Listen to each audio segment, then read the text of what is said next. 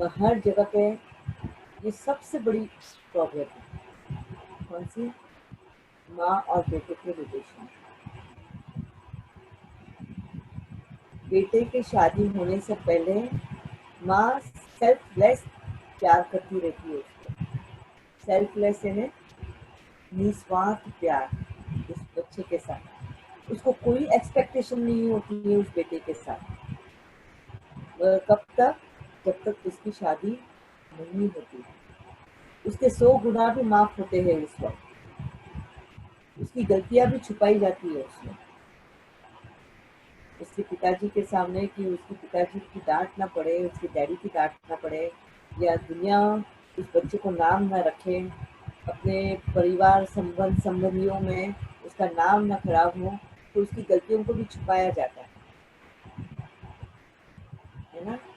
और वो निस्वार्थ भाव से, ममता, स्नेह से, और वहीं पे वो बच्चा जैसे ही उस बच्चे की शादी हो जाती है, वही प्यार बन जाता है अटैचमेंट, पॉसेसिव। वो प्यार बन जाता है स्वार्थ। निस्वार्थ प्यार स्वार्थ प्यार में बदलना शुरू हो जाता है। क्यों होता है ये अनजाने नहीं है, अननोइंगली भी आते हैं। कहीं ना कहीं एक इनसिक्योरिटी का जन्म होता है,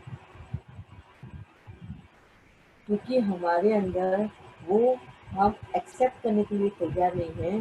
बिकॉज हमने हमारी जो एक माँ की एक इमेज, उसकी अटैचमेंट, घर में हमारी पावर, उसकी अटैचमेंट, घर में हमारी जो चलती है, हमने जो बोला है ये होना है, ये होगा, ऐसे होना है, ऐसा होगा, पहले उस बात का ध्यान नहीं रहता है। हम पहले उस बेटे को पूछ पूछ के करते हैं, और बाद में यही चेंज हो जाता है। अब बेटे ने हमको पूछ के करना है। अब वो कुछ भी डिसीजन लेगा शादी के बाद में, हमारी एक्सपेक्टेशन अब बदल रही है यहाँ पे। अब क्या बदल रही है कि बेटे ने अभी हमको पूछना है। बचपन से लेके उसकी शादी के वक्त तक हम पूछ रहे, इवन उसकी शादी का भी हम पूछते कि देखो ये लड़की पसंद आई है, अच्छा देखो अपने कपड़ों का जो शादी की जो शॉपिंग वगैरह करनी है। तो कैसे किस तरीके से वो चेंज होता है। जो सेल्फलेस प्यार है, जो निस्वार्थ भाव है माँ का अपने बेटे के प्रति, शादी होते ही उस बेटे पे शादी कराते ही उसके अंदर एक इनसिक्योरिटी का जन्म होता है। इस चीज को लेकर हमारा पावर, हमारी सत्ता, उस घर में चलने वाला राज, राज जो करती है उस घर के ऊपर, वो अभी तक तो वो शेयर कर रही है। वो अपना राज अभी तक बता ही नहीं रही थी, जब तक वो बच्चा जन्म से लेके बड़ा हो रहा है तब तक, है ना। सभी कुछ हस्बैंड को ही पूछ रही थी और बेटे को ही पूछ के सब कुछ हो रहा था घर पे, डिसीजन सुन के ही चल रहे थे। और जैसे ही बेटी की शादी होती है, उसको उस सत्य की याद आती है, उसकी पावर की याद आती है। क्यों? क्योंकि कहीं ना कहीं ईर्ष्या ईर्ष्या पैदा हो रही है, जन्म हो रहा है अपने ही बहू के साथ, कि अब बहू ने आई और वो अब उसकी जगह कब्जा कर रही है। जहाँ बेटा माँ को पूछ रहा था कभी कि माँ कैसी है, अब वो दिन में एक ही बार पूछेगा और 10 बार बीवी को पूछेगा, है ना। तो माँ के अंदर वो ईर्ष्या पैदा हो गई, जलन की भावना पैदा हो गई। ये है रिलेशन के प्रति, है ना।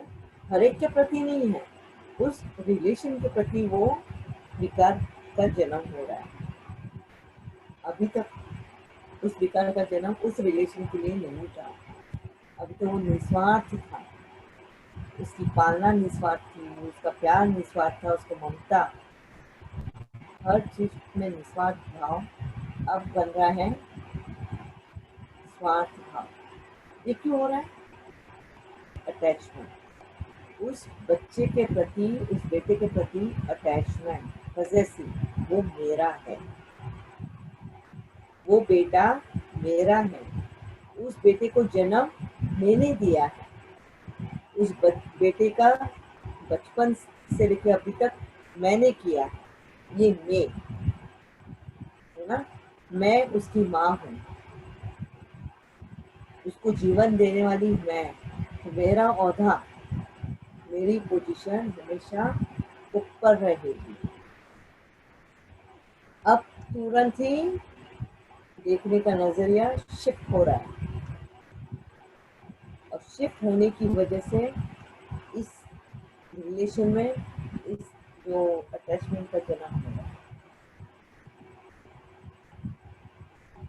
देख रहे हो किस तरीके से जन्म हो रहा है इस विकार का।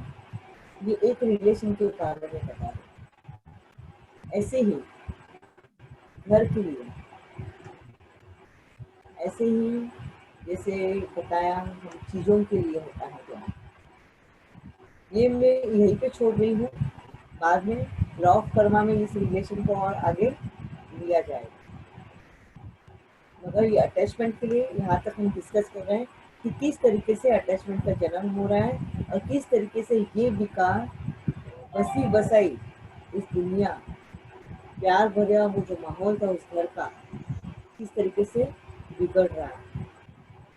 जी दीदी, इसमें मुझे एक डाउट ये है कि कभी कभी जैसे कल और अभी आपने जो बताया कि बाबा को अगर कोई कुछ गलत बोलता है, या हमें जब बाबा का नाम लेके कोई टॉन्ट करता है तो भी हमें बहुत ज्यादा गुस्सा आता है। तो क्या बाबा के साथ जो अटैचमेंट होता है वो सही है या गलत है, होना चाहिए या नहीं होना चाहिए? वो भी नहीं होना चाहिए, अभी बात उसी पे आने वाली थी।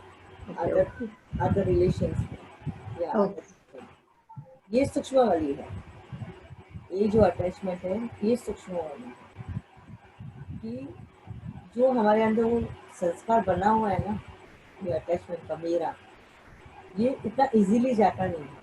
हम कहीं ना कहीं इस मेरे को चिपका ही देते हैं, कोई ना कोई इसको। बाबा ने मेरे घर से, मेरेपन से, इससे उससे हर जगह से निकालवाया, बोल बोल के हमारे पीछे लग लग के, मूल्यों में डायरेक्शन दे दे के हमसे उस चीज, हर चीज में से वो मोह निकलवा दिया, वो अटैचमेंट निकलवा दिया। मगर हमने क्या किया, इसको बाबा पे ही चिपका दिया, क्योंकि वो आदत है ना, वो बहुत कड़ा संस्कार है, और ये फिर से हमें दुख देने वाला है। मेरा बाबा, और मेरे बाबा को कैसे कोई कुछ बोल सकता है? वो वही हो गया जैसे ये मेरी कंट्री, मेरा घर, मेरे माँ बाप, मेरा धर्म, इसको कैसे कोई कुछ बोल सकता है? वैसे हो गया मेरा बाबा, उसको कैसे कोई कुछ बोल सकता है? क्योंकि उसको हमने अपनी धरोहर समझ लिया। बाबा सिर्फ मेरा है और किसी का नहीं, ये परमात्मा सिर्फ मेरा है और किसी का नहीं। उसको जब हमने अपनी ही धरोहर समझ ली तो ये हो गया पजेसिव, हम उस भगवान को भी लेके पजेसिव हो गए। तो ये हो गया, आज बाहर जो लड़ाई झगड़े हो रहे हैं भगवानों के ऊपर से भी हो रहे हैं। मेरा भगवान, मेरा गॉड बहुत पावरफुल है ना, भगवान के ऊपर से भी चालू है। और हमको ज्ञान मिलने के बाद में भी हम भी यही बात कर रहे हैं, सबसे मोह निकलवाता है बाबा। हमको तो हमारे जीवन से भी मोह निकलवा देता है। हम अपने जीवन के मोह से भी निकल जाते हैं, कि हम उस ना मौत को भी एक्सेप्ट कर रहे हैं खुशी खुशी से।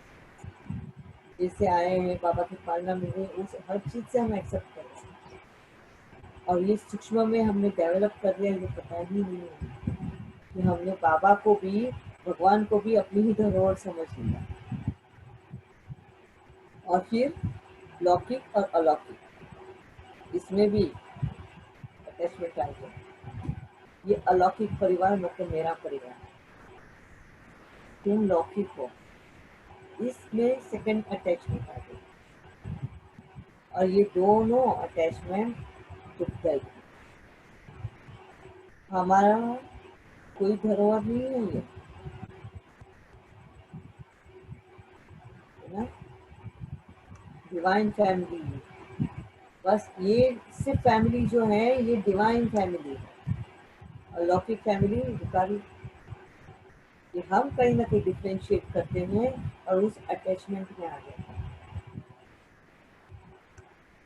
कभी सोचना कि जब हम इसको अपने ही परिवार में बोलते हैं कि हमारा डिवाइन फैमिली है, तो अलौकिक फैमिली है, तुम आप सब लौकिक है, तो किस तरीके से हम ही उनको इसमें से अलग कर रहे हैं, और इनके अंदर क्या पैदा कर रहे हैं, कौन से भाव पैदा कर रहे हैं, इनको हम क्या दे रहे हैं, और हम हमारे अंदर इसका जन्म कर रहे हैं,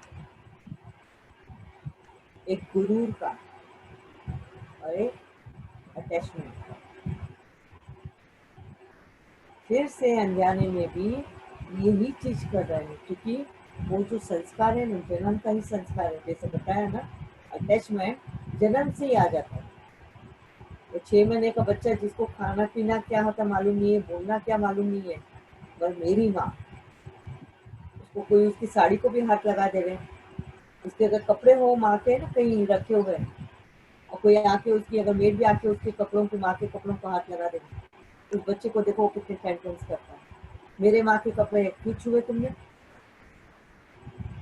तो जिसको समझ नहीं है वो अगर ऐसा बिहेव करता है, तो आप सोच सकते हो कि ये कितना कड़ा संस्कार कितना इजीली जाएगा। कहीं ना कहीं हम उसको अपने साथ में लेकर ही चलते हैं। और ये सबसे लास्ट वाला जो है, ये मेरा बाबा, मेरे बाबा को कैसे कोई बोला, और फिर वो युद्ध शुरू हो जाता है घर में, और फिर हमारी यही वीक पॉइंट हो जाती है हमारे परिवार के लिए। अगर उनको कहीं ना कहीं हमें नीचे दिखाना है, क्योंकि उनमें तो परिवर्तन नहीं है ना, अभी तो उनकी तो लड़ाई भी नहीं चल रही है अपने आप से, लड़ाई तो हमारी अपने विकारों से चल रही है। तो हमें कहीं ना कहीं हमारी जो लड़ाई चल रही है उन विकारों की, तो हमारे टेस्ट पेपर लेने वाला कौन है, हमारा ये परिवार ही, ये माया का रूप ही है।